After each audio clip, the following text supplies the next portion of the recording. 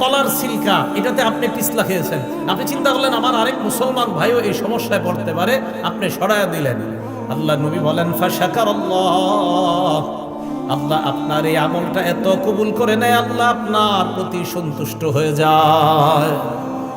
ওয়া গফারা লা, শুধু তাই নয়, আল্লাহ নবী বলেন তার আগের জিন্দেগীর সব গুনাহগুলো মাফ করে দেয়। সুম্মা ক্বালা আশ-শুহাদাউ খামসা, এরপর আল্লাহ নবী এই হাদিসের মধ্যে বলেন 5 শ্রেণীর শহীদের আলোচনা করলেন। 1 নাম্বার আল মাতউনু শহীদ, মহামারীতে কোনো ব্যক্তি যদি মারা যায়, প্লেগ রোগে যদি মারা যায়, ওই ব্যক্তি শহীদ হয়ে যায়।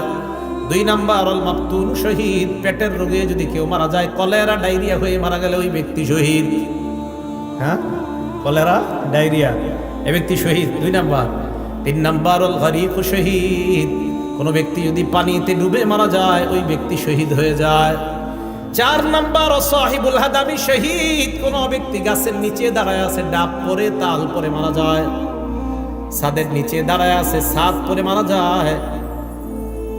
কার নিচে আপনি দাঁড়িয়ে আছেন, হঠাৎ ছাদের থেকে একটা ইট আপনার মাথায় ফুলের টপ পরে আপনার মাথায় পড়ে আপনি মারা গেলেন, আল্লাহ নবী বলেন শাহাদাতের মর্যাদা পেয়ে গেলাম। 5 নাম্বার শহীদু ফি সাবিলিল্লাহ, আল্লাহর রাস্তায় যে জিহাদ করে শহীদ হয়, ব্যক্তি শহীদ হয়ে যায়।